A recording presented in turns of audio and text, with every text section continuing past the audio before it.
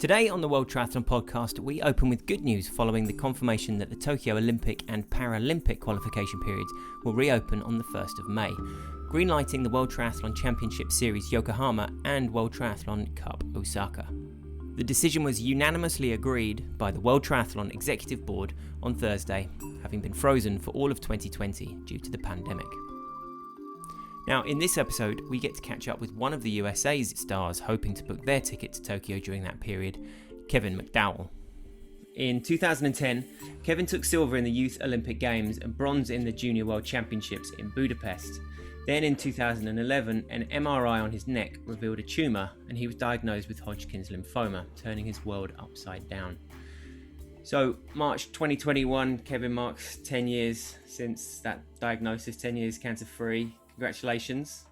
Yeah, no, thank you. I mean, it was a pretty special one to hit. I mean, 5 years is first the big one because that's when you're classified as like you're cured. And if you would get some form of cancer again, it's not related to the previous one. But every other year you add on, it's just a nicer, bigger relief. And I feel like 10 years, I'm in double digits away. So it's been quite a roller coaster since that diagnosis. There's been some big highs, some big lows, everything in between, more than I would have ever imagined. But I feel like I've truly come out of it stronger at this point. I wouldn't have said that even a couple of years ago, but now pretty fortunate at where I'm at and looking forward to continuing to move forward. I know in a lot of ways it obviously can't help but be, but as far as like a life shaping thing to go through, but also like a character forming thing to go through, did you like kind of surprise yourself at the time with how you reacted to it and your strength? And you were only 18 years old, so you know, can you sort of remember some of the things you were going through your head at that time?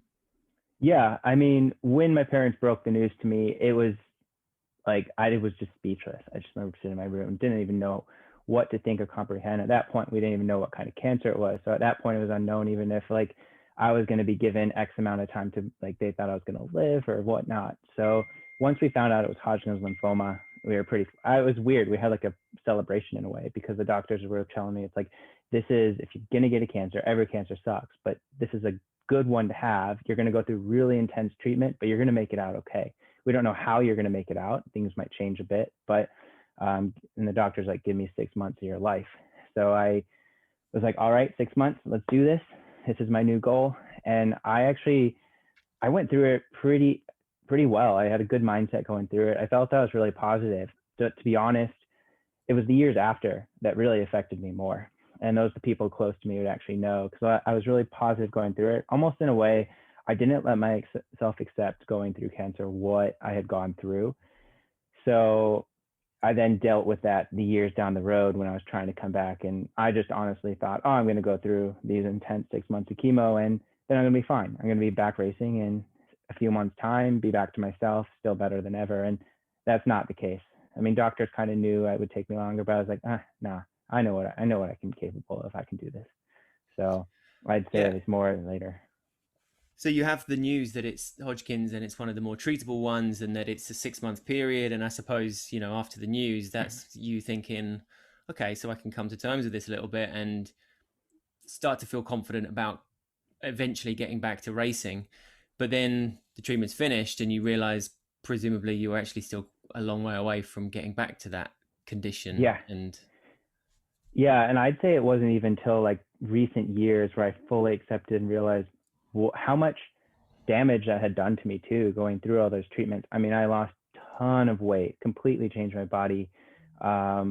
Everything was out of whack. I mean, it was 18, you're still growing at that point. So it's like my body like just was totally in a funk, hormonal-wise, everything. So I didn't, and then I came back right away, back to triathlon and trying to get back into things because like, I'm done with it. Well, I should have let my body truly recover because it was basically just beat up when I finished. I mean, I was frail, hair gone, everything by the end of my things and getting super sick by the end of my chemo. But it was kind of crazy what I would be able to do through some of that with the mindset. But then again, my hard mindset only carried me so far until it was like I actually needed to put the pause on things and shut down for quite a while in 2013 to let my body just fully absorb and reset and just become like a normal person again. So through treatment, you were still able to do some training and keep like a base fitness then? And Yeah, it's pretty Was that wild what I would advised by actually do. the, did the doctor have something to say about that? Or Yeah, I pushed boundaries a bit. I wasn't supposed to swim. I swam. I had a port in me, like they told me, and they were like, "You're definitely going to be going to the hospital a few times when you're going to get sick with infections." I went for treatment every other week. The first week in the beginning, in the first month or two, I think it's because like as triathletes and everything and athletes, we're so on top of nutrition and sleep and health, and so I had all these good habits instilled in me. So I was kind of in a way breezing through more than they thought the first 2 months of chemo. I mean, I hadn't lost my hair right away. I hadn't like I'd go in for a chemo and then I'd go run 8 miles with my teammates right after getting it full on chemo. And then for the first month or two, and then that changed. Then things caught up to me. Then I lost my hair. Then I got really sick. I'd go to chemo, then I'd be in bed and wouldn't eat for 2 days. And everything kind of changed after that. But I was still able to do a fair bit of stuff throughout it. I mean, I definitely push boundaries though with my doctor, and they look back now and they always just laugh because I'm still in contact with them every so often. They're like, "Man, you did so much more than we ever thought," and they were worried at times. I definitely tested my mom a lot because she's a nurse and knew how much of risk, but she knew how much mentally I needed to still keep some normalcy. So it was a balance, and I definitely pushed it a lot, but it helped me get through it. That was my coping mechanism. I suppose there's, are you finding there is some sort of comparisons to be drawn with the situation that's happening now, and like people obviously having to be careful and like super careful as far as things like long COVID and stuff go, right? So as an athlete, you absolutely don't want to get exposed to something that, even though it might not have an immediate effect now, who knows in 5-10 years time how it can affect your lungs and so on. So are you finding yourself being like ultra careful at the moment? Yeah, no, I'm very on top of everything on that sense. And I think because of what I'd gone through, I've always been super aware of when I'm traveling or things, I'd always wear a mask. So I was wearing masks before masks were a thing. Right. I was washing my hands with stuff. And I just now can't imagine had I being a cancer patient right now going through this and what I'd gone through with the severity of how careful I had to be when I was that, because your immune system is absolutely nothing. So if a cancer patient if I was at that point and picked up COVID, it would have been like traumatizing to me. But yeah, I mean, I don't know the effects that COVID can have. So I've been very on top of everything, especially with some of the chemo that I had. It affected part of my lungs. Now we tested it and my lungs are fine now, but I'm not allowed to go scuba diving or really supposed to take supplemental oxygen too much. So it's something too I'm more alert of, where I don't know the long-term effects it could have on me versus someone who hasn't gone through all I've gone through. Is that like a scuba diving hobby that's had to go to the side, or is that just for future Yeah, reference? I mean, I've always wanted to. So I was Right. always, when I was young, and that was one thing they told me. They were always like, "Oh, you're never going to really be able to scuba dive or do that stuff because You're of like, just one of the complexities of that." I was like, "Ah, shoot, that kind of stinks." But I'm like, you know what? I'm still living, so I have a lot more I can do out at this point. And who knows? Maybe down the road, more time out, maybe they'll actually come back and say, you can actually scuba dive at the Great Barrier Reef or something, because that was always on my bucket list. so your period from 2010, obviously as a junior, it's almost as good as it gets, right? Youth Olympic Games, you're getting the silver, World Championships, great performances. Um, so when were you sort of back at that kind of level of fitness and like that level of performance? How long would it have taken? You know, it's funny because I kept saying like there were periods of times where I'm like, oh, I'm back to where I was. And it was true. I would get back to that level, but it was so short lived. And then my body would like break down and do stuff. I would say like 2014, 2015, I had a couple short stints of stuff where I was producing some results that were better than when I was those junior days. But the issue was like when I was a junior at that point, one of my biggest strengths was my strength. I was super robust, super just like strong as a whole. And it's crazy, but to date now is probably back to the muscle weight and everything that I was 10 years ago. I mean, Right. it's just been because my body changed a bit too, but putting the muscle mass back on in the proper way and a lot of other different situations on stuff. But I would say the last 2 years is where I'm like, I feel not that I'm ahead of the curve now. I'm better than I was back then consistently and not making these roller coaster moves of having a glimpse of that better than my junior days and then blow up and have to just miss a season or miss months on end kind of thing. Were you like, did you feel quite in tune with your body as you were coming back? Were you wrestling with it to try and sort of push it further? And, you know, obviously your mum was there sort of trying to put the brakes on a little bit. But Yeah. as far as like trainer figures and people who were standing alongside you, like, you know, how were those little relationships? Yeah. I mean, the one issue is like, it's so unknown. No one really comes back from, I mean, you had like Lance Armstrong and them, but like I just had this realization with someone not long ago. It's like Lance Armstrong provided me false hope because he went through this intense cancer. His was actually way more severe to some degree of the chemo that he went through, but I still went through a crazy amount of all that stuff and stripped. But then he returned to sport a year later, and I'm like, he did that. I can do that too. And I'm definitely young and going to recover. But there's another side of the story where he was doing all these things that later we learned. And like, it's true. I mean, when I went through my cancer, it destroyed my hormone stuff. My testosterone was nothing. Everything was nothing. So it's like, it took me years to really just get that going up again to like a normal, like guy's level. And then that's part of the biggest issue that I had dealt with for those later years, and something I look back on now that I kind of just want to just show you can do it, but it actually might just take a lot longer than it does. Mm. And so were you in a very like specifically tailored training regime through that time then, through the sort of, you know, 2013, 2014, easing back into it and just taking it step at a time and seeing how you were going? Yeah. So 2013, I kind of took 5 months off because at that point I'd been coming back and forth a little bit and my body had just been broken enough that I'm like, I just need a break. And that's when I had met John O'Hall and Bobby McGee and Andy Schmitz and a few others around who were part of USA Triathlon at that point and kind of been following my progression. And they're like, take time away. And then when you're ready, come back and we'll kind of build you back as we go. And so then that's when the momentum and spark came after like 5 months off of triathlon sport, everything. Just I went to school and just hammed out school and studied a lot. And I returned and it was like a slow progression and things then accelerated fast and then we'd perform and it was just a learning curve still. But I'd say after 2013 is when the trend was going up. I'd still have these up and down slight bits, but it was trending in the right direction. Mm-hmm.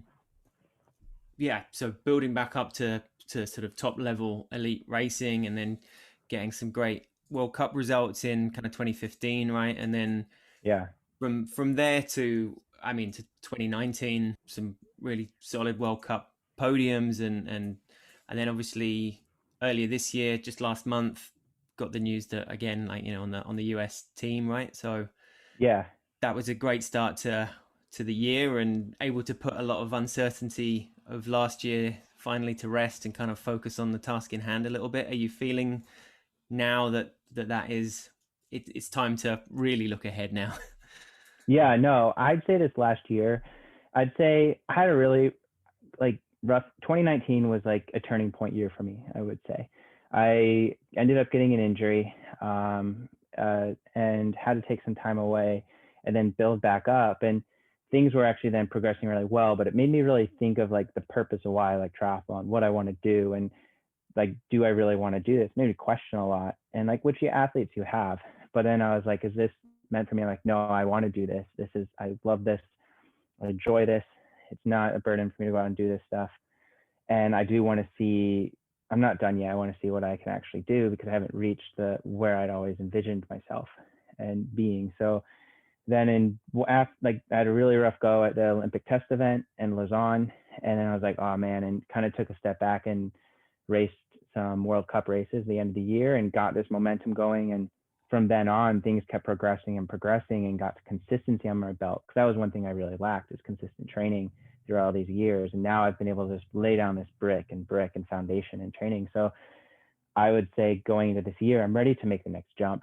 Last year, I felt I had a taste of it. I'd say in Arzachena, Italy, was the first race where I was like, surprised myself in some ways. I still blew up at the top of that hill at the last bit, but I was like, this is like high level hitters like up in this race still. It's not like a World Cup that I'm used to. It's actually more like WTS level on probably one of the toughest courses that we've seen with that hill. And I was like, I'm ready to make this next jump. So I'm really looking forward ahead. And I think it's just the beginning of a new phase for me. And I've made a couple changes this last year. I switched coaches. I've have a different dynamic and group setup, and I'm really happy with the new setup I have and moving forward. And I'm excited. I think there's going to be big things to come. Yeah, a lot of the chat around that Argentina race was, the sort of the first laps that Ali Brownlee was putting in, that Christian Blumenfeld put in, and they absolutely nailed it. But anyone that finished in the top 15 of that race has got to feel pretty pumped with what they were doing, and you were like, you were in check with those guys all the way through as well. Yeah. Yeah, no, I would. And I always used to think like this might be one of the issues. I just would put those guys up sometimes during the line. I'm like, oh, they're better than me. And I'm like, no, like I'm training well. I'm doing this. Like there's still we still have to go swim, bike, run, and kind of put it simple on that thing. I mean, these are the best in the world, but that's where I want to be as well. So I've kind of changed that mindset, especially this last year. And over this winter, I've just changed my mindset on everything. And I'm ready to, I want to make that next jump. I mean, my past training partner, Tyler Misichuk, made that. I trained alongside him. I was producing a lot of the same stuff, especially we were doing a lot of sessions together right before 2020, like really broke out. We were nailing stuff, and I feel like I was ready for a breakout at that point. And then season got put on pause. But that put the belief in me. I'm like, okay, I'm training alongside this guy. And he's right at the top. And he won the test event, and I know what he's capable of. So it's now my turn to be able to produce some stuff like that. So that's kind of given me some positive insight as well. And there must be like a real snowball effect of those kind of results like Tyler's had. And like, in terms of you saying you look at certain people who've maybe had the results and you're thinking, you're slightly deferential towards them. Plus, if you get, the WTS podiums and so on, then it's like that self-belief as well. So have you noticed like a slight shift in Tyler's kind of mindset as well? Not just those performances, but also like how that can just kind of switch a light on as well, as far as someone's kind of optimism and ambition for what they can achieve. Yeah, I just think he backs himself. And I think that's something that like I have now started to realize as well. I'm like, he confident in what he's doing in the training. He knows he's produced a result now to be able to do it. So he knows what it takes. And so now he's just got this confidence to get going and can just say, okay, I'm good enough to do these guys. I think it just takes that one performance. And like I said, Argentina wasn't my like, I didn't knock it out like how I thought I could have, but I had a couple errors in that race where I feel like I could have been 6th or 7th if I changed a couple components of it, because we had bridged up to that lead group before I blew at the top. But it's like I could taste it there, and that was that fire that I needed from there to really motivate me going through the winter. And I'd say that was kind of one of those aha moments for me that I finished, and I was like, yeah, the result doesn't show what I did, but I've got this spark in me now that I'm like, okay, I've seen Tyler do it, I've seen others do it as well through different components. I mean, even like I know Matt McElroy really well, Morgan Pearson, like they're all starting to, like, all of us are really kind of keeping each other going, and I'm excited to see, because I think it's time for some of the U.S. men to be able to make a mark as well. All the women are just so incredible, and I think that's something too. Like their mindset that the U.S. women have is they just get the job done. They go out there and they're training in this confidence, and I think a big thing is that self-belief and backing yourself. So that's something I'm trying to really change, and not think, oh, these people are just better than me on the line, but I just think it's all about backing yourself. So we'll see. It might take me a few still, but I believe it's there. Yeah, getting in those good habits, like you said, Katie Safaris is a perfect example of, she was in the habit of good podiums and good performances, but not really the wins, right? And then she got in the win habit, and then it was all about her top of the podium every time, pretty much. Oh yeah. And I've trained with all of them from the beginning. I mean, I remember Katie, like she was in the group that I was right when she started the sport. Kirsten Casper was, Summer Cook was, like all, like I've seen Taylor Spot, every single one of them. I've been around to see this. And so it's been cool to see. And now I'm like, all right, I know what see how their mindset is to go this. And they go here and they just don't put people up on this pedestal kind of thing. It's like a level playing field. So that's a mindset I don't. And I'd say that's one thing that has been one of my downfalls maybe in the past, is because I'm such a fan of the sport. And when I was younger too, I'd follow all these big guys. And now it's like, oh, I'm at this level, but to be at this level, I need to not think of these guys at the top. And I'm not this junior kid mindset anymore. It's like, I want to be one of them. So let's be one of them. And yeah, the US men, there's a lot of talent there, but that hasn't had maybe some of the results that it's due in a way. Like Matt McElroy's World Series podium was the first, well, only the second ever at that level, right? Yeah. And Matt's in the team. Eli Hemmings in the team as well, right? This year. Yeah, it's like, so what was announced was it was a national team. Yeah. So it's like kind of, it's not our Olympic team yet. It's probably going to be one of those five, three. Now it depends how many spots we get. Right now we're sitting at three. So hopefully we can hold the three spots and then it'll be chosen from then. There's still a lot in between, but yeah, it's just nice to be on that because it means they're really looking at you for a potential for the games and you're getting support. And the support is huge through these times when there's not much racing going on. So USA Triathlon has been phenomenal with us with some of the support and keeping things as normal as you can through this tough year. So. And so for those that would maybe have been hoping to get on that national team list and, just didn't quite make it, like Tony Smaragowicz or Dar or whatever, like how difficult, how much does that affect you in terms of the support and in terms of like being able to get through the season and so on? Like, does it works both ways, right? Great help for you, but for them, is it just like another thing that they have to fight to get through the season? Yeah, it's tough. I mean, it's not like if you're not on the national team, it's not like you're cut cold. Like there's still, sometimes you'll get supported if certain races are there. Your actual funding is different. Your health insurance stuff is different. Just like some of the daily living things and just like the daily environment help that and feedback that the high performance gives. And I mean, yeah, I've been on both sides. There's been times even over the past few years where I've been off the national team for a block and then I get back a result and then do it because they have different criteria. And that's one good thing. You can always get back on the national team because all of us have just hit the standards that they set. So it's like they've got this thing of podium at the World Cup or WTS this or top 8 at this. And then that's how you qualify for your tiers. So there's 3 different level tiers that you can qualify for support. So it's open to everyone. It's not like it's a discretionary selection. It's just you got to hit these standards and then you get on. So that's open in that sense. It's just tough right now because there's not many races to hit the standards. Yeah, well, quite. And the prize money's not there. And if the prize money, if the races aren't there, then presumably the sponsors are like getting a bit twitchy as well, are they? I mean, yeah, and I think that's something I'm just starting to learn a lot more of now that I'm getting more involved in things and higher up at the levels is the sponsorship sides and trying to make a name for yourself and kind of share your story out there and why you should be supported and where your plans are and goals. But at the end of the day, I'm just trying to get the job done and focus on what I need to because I've had issues where I've looked upon what other people are doing and get worked up on something else and it never works out for you. So it's like, what does Kevin McDowell have to do? He has to do, what do I have to do today to make it the best day possible to then keep working towards these goals?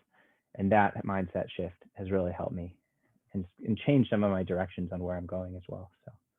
And as part of that, been through the new coach, who are you working with now, and how is that what's that brought to your training? Yeah, last year I just, through all the COVID stuff, I just was kind of needed a change and learned more about myself. And I'd always been growing up in a group environment, but I was kind of ready for that change of more of just having a coach that sets up how I need it and go there. And I'm now working with Nate Wilson.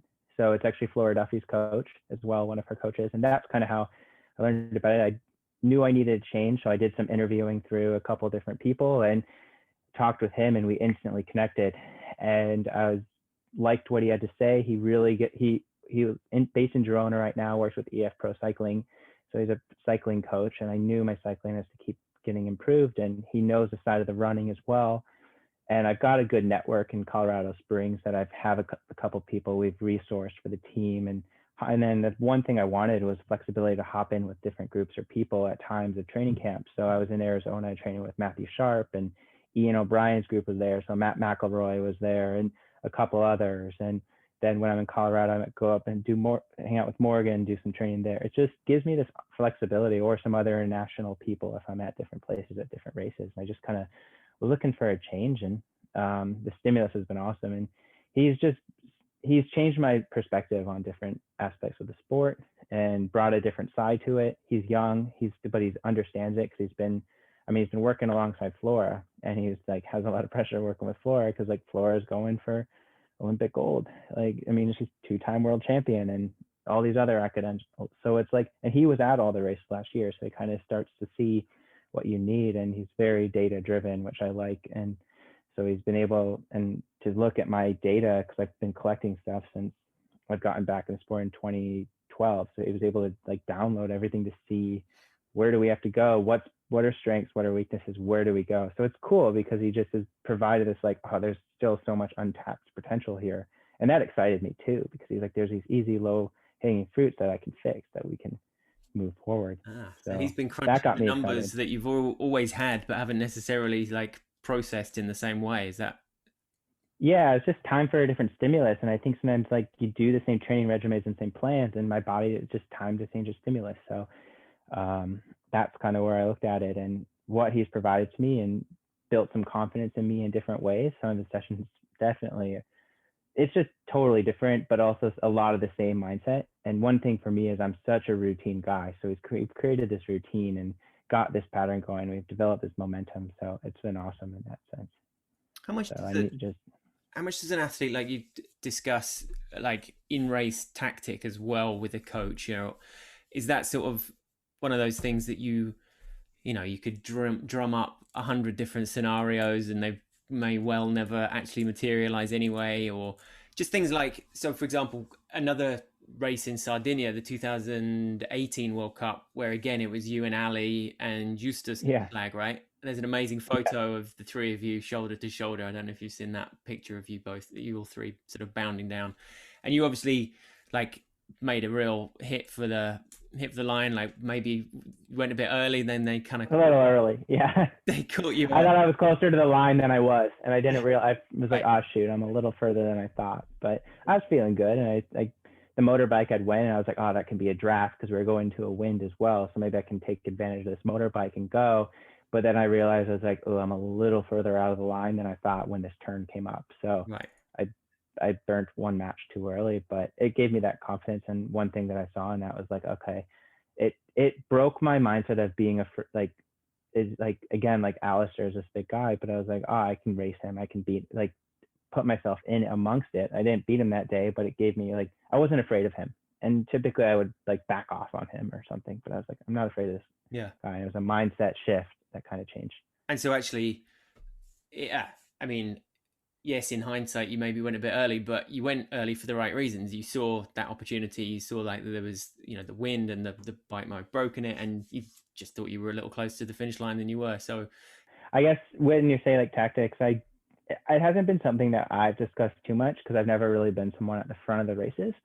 But that's something we're starting to change more. And one thing that I think is starting to change more on tactics is also with this mixed team relay, because I really want to like put myself full front forward to be on that US team, because I think we have a really good shot at a medal and hopefully Olympic gold for the team relay. And I want to be on that team and really be a contributor. So I think that's where sometimes some of the more tactics go. And in Hamburg last year, being some of the tactics on how to get it to pass off to Katie in the best position so she can do the work on her leg. And yeah, I think you talk up plans, but there's, like we see in triathlon, there's so much that can happen. So I just think one thing that Nate's been doing really well with me is just really like opening up my toolbox so I'm capable to handle what is thrown at me during a race. And I think that's one thing that versus training for one scenario, we're ready for many.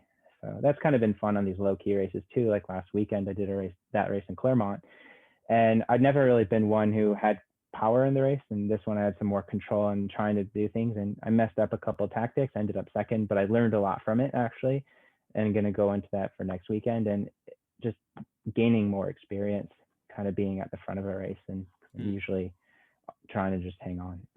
yeah, that was did an interview with Lisa Norden, and she, not Lisa Norden, Nicola Spirig, and in that Olympic final race off with Lisa Norden, her little what she thought gave her the edge was a tip that her coach had given her about like looking at the big screen rather than over your shoulder as you're coming down that home straight, so you can see how close you are, but you don't have to take the time out to turn around. You're just kind of, you can see exactly what's going on. Yeah, there's definitely things and cues and focus stuff. And again, it's like things that what you need to do to keep moving forward faster first. Always just trying to control and look around, because you can't control what else someone else is going to do. You can to some degree, but not in everything. So you have to do what you need to do. And that's something that I feel like in the last year or two, the mindset that I've had has been growing as a whole, because that's something like I'm trying to develop more as a strength. So moving forward as we keep going and get back into the higher level racing. So last weekend, was that like literally your first race in a long time, or has there been other little ones? No, that was just the first little opener for this year, since the Italy race and those fall races. So I was pretty fortunate that I got to race those fall races and some of those World Cups in Hamburg as well. So I had some experience on there, and then these races popped up and I was like, let's go do them. I have a new coach, let's try some new things. Let's see where we're at. And plus I think like still, who knows how the May races are going to go. So it's good to go get some racing under your belt, because after training for so long, things can kind of get stale. So you need to freshen up, go out there and I think you only learn by doing experience. So I'm just trying to gain experience at these races as well for the bigger ones down the road. No, for sure. And actually, it was the Hamburg race was the first one back, wasn't it? I mean, that was after the long break. Can you remember like how that was between you all as athletes, nobody quite knowing where they were or what other people have been up to? And yeah, I mean, it definitely was a big unknown. One, again, thing I was fortunate was I got to race Malulaba right before everything shut down. So I did get one race in the year. Most people had waited an entire year since they had raced, but I at least had a little gauge. I was like, okay, this is kind of a snapshot of where I was in March. And I know I'm a better athlete than I was in March, because I kind of approached 2020 as this year to layer. I mean, because that's one thing. It's like, yeah, I'm 28, but I've actually feel like I'm much younger age to some degree because of everything I had gone through. I feel more like a 24, 25-year-old, because just the way my body has changed and everything these last few years. And so I just needed to just get consistent training in, and I was motivated to do so. So I was excited to go race. It was a good opportunity. I was pretty nervous to go make the travel, to be honest, just with the whole COVID stuff. But after talking with my doctors and different people and support staff, seemed like it'd be okay. And I mean, it was okay because I mean, I was on an airplane where I had an entire row, not just like an entire row, but an entire row of 7 people just to myself. And then there was no one in that next row. It was just empty. There were 100 people on maybe a 747. So I was like, can we just always do this? But so it actually wasn't too bad. And I was glad to be able to go race. I was nervous, but again, I changed that mindset to just, let's have fun with this. This is an opportunity I get. This is what we want to do. So make the most of it and learn from this to keep going. And you did the mixed relay there? You were part of that race? Yeah, I was. So I was pretty happy about that, because that was one of my goals too, to be able to be selected for the team there. And we ended up second, and it was a good race overall. And I think it left us pretty motivated and knowing some things we can all improve upon. And it was a great experience for me. I really enjoy it. I think we have a great connection with the team. It's just a really lively, fun event. And it's just a good camaraderie to have that you don't always get when you're racing individually. So it's kind of fun to just everyone just get G'd up together kind of thing. So what is it down to for the final decision on what will hopefully be three US men making it to Tokyo start? Yeah, Yokohama will be our last automatic selection spot. So there's one spot up for grabs there. So it's first man across the line if you're in the top 8. And if no guy is in the top 8, then it goes all to discretion, whether we have 2 spots or 3 spots. And if we have then if one guy gets top 8, then we'll have up to 2 spots as discretion. So a lot of it's going to come up to discretion. So that's why it was important to go do some of those races last year, put up some good scores, and just kind of showcase your all-around ability, so that they're going to want you on that team, kind of thing. So there's still a lot up in the air, but I'm just need to keep doing what I'm doing and let that happen. And then if you were one of the 3 that does make it, is there any idea of how they then do the selection criteria for the mixed relay, or would it be we'd only ever take that decision after the individual race anyway to see how people are? And I suppose it's not a decision that needs to be taken until a couple of days before the race. So yeah, I don't know how the US are going about it. I mean, I know based on discretion selection stuff, like whoever selected, they'll all be high candidates for the relay, and it may not be something that's announced till literally right when last minute, when the team needs to be submitted based on individual races or how people pull up, kind of thing. But basically their idea is to select 3 guys who are more than capable to get the job done and hopefully make the US walk away with the medal, or the gold medal. Yeah. Yeah. And so for you personally, like, despite everything from last year, like you're feeling in a really good place then now, and strong and ready to push for a big season. Yeah, I am. And I think that's, so it was like probably a few weeks before all COVID stuff happened and season was shut down. I had a conversation with my parents and I was like, oh man, like I'm in a good place. I really think I'm going to make that team this year, but I'm going to be better in 2021. Like the way my training's going, having another year under my belt, some of the progression I'm having that's I didn't expect to have at this point. I definitely believe 2021 will be better. And then boom, COVID happened, Olympics delayed a year, and I'm like, well, my parents are like, well, there you go. It's like what you were saying. You're going to have an extra year under your belt and you're only going to be stronger. So for me, I think it benefits me, just like having another year under my belt of consistency, because yeah, I've been in the sport for so long, but I've had so many hiccups and hurdles, and I'm still improving in a way. Like sometimes you'd see under 23s improve based in training and some of the numbers I'm doing. So it has me excited. So. And it's obviously giving you some time to grow some pretty strong facial hair. So yeah, I know. That's the thing. Bobby McGee and them will laugh about it. Well, like over the winter, I was like, oh, let's just grow the facial hair. And then like Ian O'Brien and a few of the guys were like, keep it. And then I had to go help someone pace for a time trial. So I was like, I'm just going to have fun with this and just shave it and just keep the stash. And then people were like, you need to keep this for the first race. So I was like, all right, I'll race with this one and then the next one. And then I'll shave it off after that. But yeah, now I can grow facial hair, and people are like, we never imagined that. Yeah, that's the thing. It's like a real one. So I was like, so that's what I mean. I've been growing more over the last few years too. Like had another growth spurt. So it was, yeah, I don't know. So, I feel like you could fit in a 10-pin bowling kind of circuit with that on your top. Yeah, just go around. And I mean, my hair is a bit longer too right now. It's a different look. I mean, come May, my hair will be cut, everything will be cut, but I'm just like, I'm having fun with it right now. So yeah, for sure. Yeah. It's like, why not just make things lighthearted? So totally.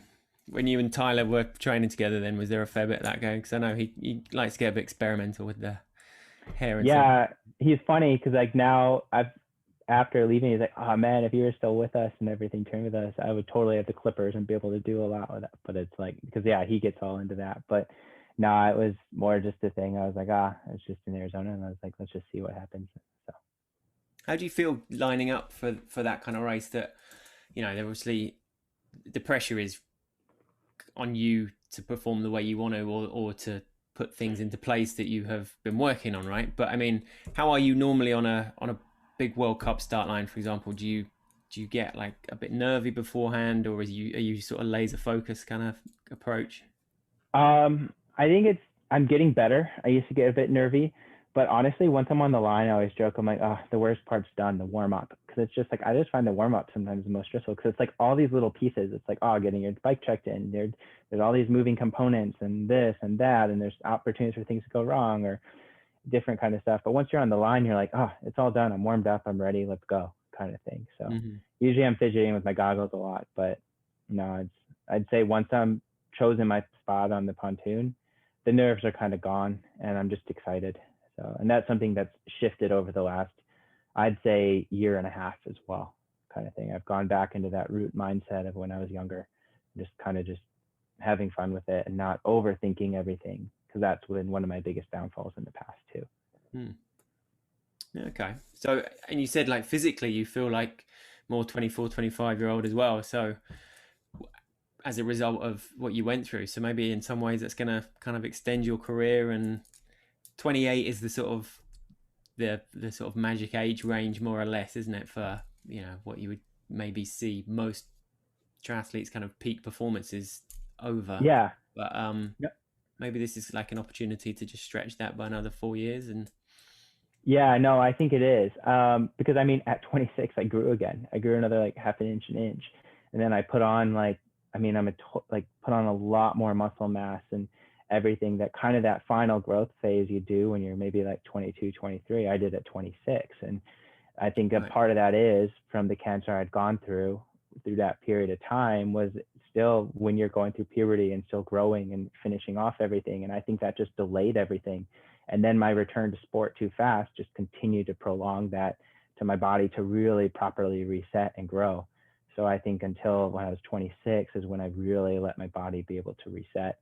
And that's then when things really started to shift as a whole and kind of really started to change as a person as a whole, physically as well and mentally. But right. So in some strange way, you feel like the athlete that you would have been if you'd gone directly through from that kind of 2010 break-in year, do you? Like physically and... Yeah, that's why I just feel younger than I am maybe at 28. I always forget, like, oh, how old are you? You're like 20. I was like, oh yeah, I guess I am 28. But that's the thing. I still want to go a bit through this and definitely through 2024. And I definitely have interest going long distance down the road. I think that will suit me in the style of how my training is.